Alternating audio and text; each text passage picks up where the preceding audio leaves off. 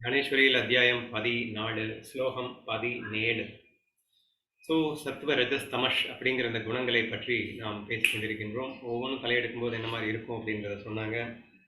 அது 3 குணங்கள் என்னென்ன பலனை கொடுக்கும் அப்படிங்கிறதையும் சொன்னாங்க. இப்போ அகெயின் நீ எந்த குணத்துல இருக்கணும் அப்படிங்கிறத கொஞ்சம் இன்சிஸ்ட் பண்ணி பேசக்கூடிய ஒரு ஸ்லோகமாக இது அமைகிறது. ஓகேவா? ஏ அர்ஜுனா, பகலுக்கு சூரியனே காரணமாவது போலே ஞானத்துக்கு சத்துவ குணமே காரணமாகின்றது. அப்ப நீ ஞானி ஆகணும்னு ஆசைப்பட்டேன்னா நீ சத்துவ குணத்துல இருந்தா மட்டும்தான் முடியும். எப்படி?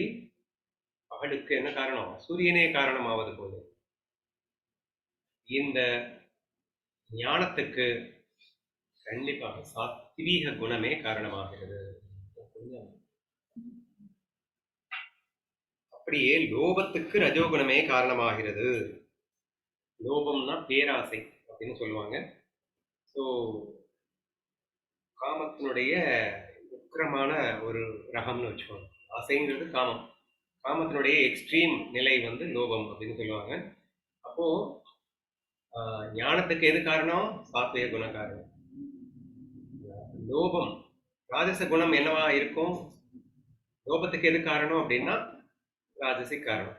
அப்போ நீ அதிக லோபத்துல இருந்த அப்படின்னா உன்னுடைய ராஜசிக் குணம் தான் அது காரணமா இருக்குன்னு தெரிஞ்சுக்கிட்டு அதை நீ நிவர்த்தி பண்ணணும் என்று அர்த்தம். அதே மாதிரி அஜ்ஞானம் பிரமாதம் என்ற 3 தோஷங்களுக்கு தமோ குணமே காரணம்.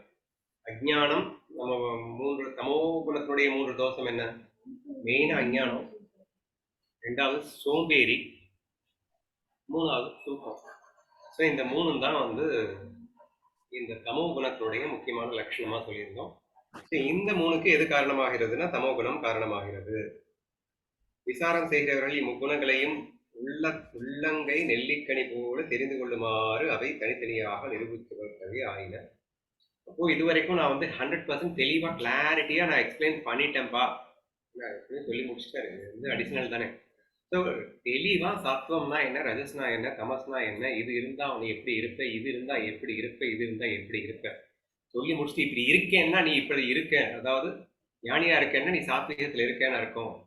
மோகத்துல இருந்த அப்படின்னு சொன்னா நீ ரஜசிக்கல இருக்கேன்னு அர்த்தம். நீ சோம்பேறியாவே இருந்தேன்னா தமசிக்கல இருக்கேன்னு அர்த்தம் அப்படின்னு உள்டாமாவும் சொல்லி இப்படி நான் உனக்கு தெளிவா பிரிச்சு காட்டிட்டேன்டா அப்படின்னு சொல்லியிருக்காரு. இப்படிப்பட்ட நிரூபணத்தால் அதோகதி அடைவதற்கு ரஜசும் தமசும் காரணமாகின்றன என்றும் ஞானம் சத்துவகுணத்தாலேயே ஏற்படுகிறது என்றும் தெரிய வருகிறது. அதோகதி அப்படின்னு அர்த்தம், பாலா போறது அப்படின்னு அர்த்தம். சரியா? அதோகதி அப்படின்னா ஸோ அந்த மாதிரி ஒரு மோசமான நிலைக்கு நாம் செல்வதற்கு இந்த 2 குணங்கள் காரணமாகிறதுன்றதை நம்ம கன்க்ளூட் பண்ணிட்டோம். ஞானியாகணும் பேரானந்தத்தில் திளைக்கணும் அப்படின்னு ஆசைப்பட்டேன் அப்படின்னா அதுக்கு எது காரணமா இருக்குன்னா சத்துவ குணம் காரணமா இருக்குன்றதையும் இவ்வளவு நேரம் நம்ம புரிஞ்சுக்கிட்டோம் அப்படின்னு சொல்றாரு. ஆகையால் ஸோ இந்த ஸ்லோகத்துடைய நோக்கம் என்ன? நீ எப்படி இருக்கணும் அப்படிங்கிறத சொல்ல வருது. ஞானியானவன் இதர பக்திகளை கைவிட்டு ஸ்வரூபமான ஸ்வஸ்வரூபான சந்தான ரூபமாகிய 4வது பக்தியை கைப்பிடித்துக் கொள்வது போலே சிலர் சாத்வீகர்களாக இருந்து தீர வேண்டும் என்று ஜென்ம விரதம் பூண்டு கொள்கிறார்கள். ஸோ ஞானி ஆகணும் அப்படிங்கிறதுக்காக நம்ம சாத்வீகத்தில் தான் இருக்கணும் அப்படின்னு சொல்லிட்டு ஜென்மமாக விரதம் பூண்டு வாழ்கின்றவர்கள் நிறைய பேர் இருக்கிறார்கள். அப்படின்னு சொல்லும் போது அழகா அவர் எக்ஸாம்பிள் எப்படி கோட் பண்றாரு பாருங்க. பக்தியில 4 வகையான பக்திகள் உண்டு. அதாவது இது வேணும் அது வேணும்னு கேட்கறது ஒரு பக்தி, இந்த நோய் வேணாம் ஃபெயில்யூர்ஸ் எல்லாம் வேண்டாம் அப்படின்னு கேட்கறது ஒரு பக்தி, ஞானம் கொடு அப்படின்னு கேட்கறது ஒரு பக்தி, ஞானி ஆயிட்ட பிறகு பண்றது ஒரு பக்தி அப்படின்னு சொல்லிட்டு 4 வகை உண்டு.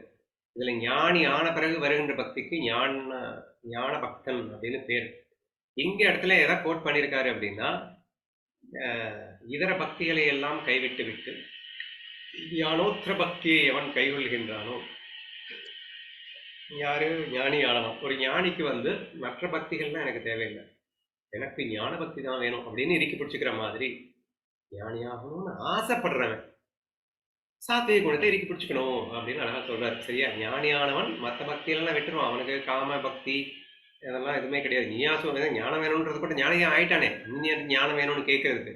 அப்போ ஸ்ட்ரெயிட்டவே ஞானியான பக்தன் அப்படின்னு சொல்லிட்டு 4வது பக்தியில இருக்கிற மாதிரி. அப்போ ஞானோத்திர பக்தியை அவன் பிடிச்சுக்கிறான் இல்லையா?